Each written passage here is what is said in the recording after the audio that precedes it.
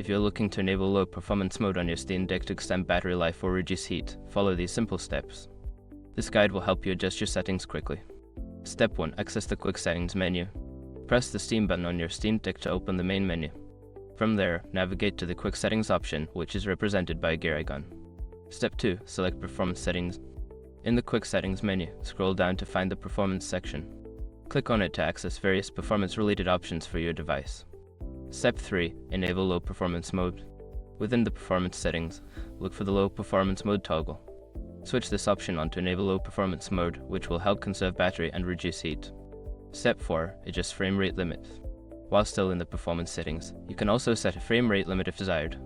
This can further help in reducing power consumption. Choose a lower frame rate that suits your gaming needs.